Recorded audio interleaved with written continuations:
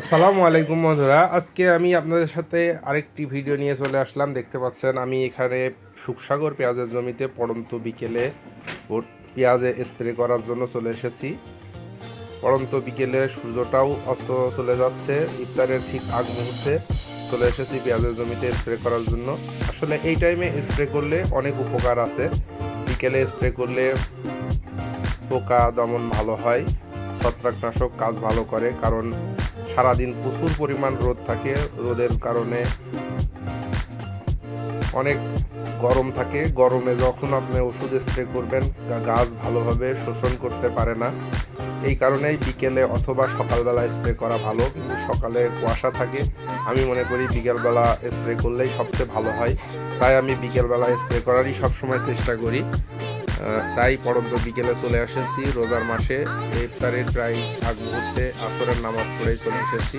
তো এখানে কি স্প্রে করছি, এখানে মূলত ইমিডাক্লোরপিড স্প্রে করছি, যেটা আপনার জাপ পোকার জন্য কাজ করবে। এবং আরেকটা স্প্রে করছি আপনার কারেন্ট পোকার জন্য স্প্রে করছি আপনার,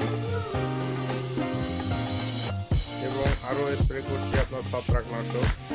তো এই জমিতে মূলত সুখসাগর পেঁয়াজ, এটা চতুর্থ সেচ যাবে। আমি স্প্রে করার পরে সুন্দরভাবে ইউরিয়া এবং ডিএপি তুলে দেবো। এখানে 10 কাঠা জমির জন্য 10 কেজি ইউরিয়া এবং 10 কেজি ডিএপি নিয়েছি।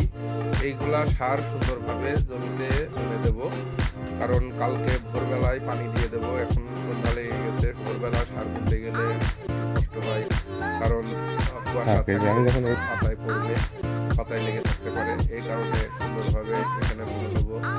নিড়ানি দিয়েছি, অনেক পরিমাণ ঘাস হয়েছিল, এর আগে আপনাদেরকে দেখিয়েছি। নিড়ানি দেওয়ার পরে এটাই শেষ পানি, এরপরে আর পানি দেবো না। 4 বার পানি দিলাম, আসলে আরও ভালো পানি, বেশি পানি দেওয়া উচিত ছিল।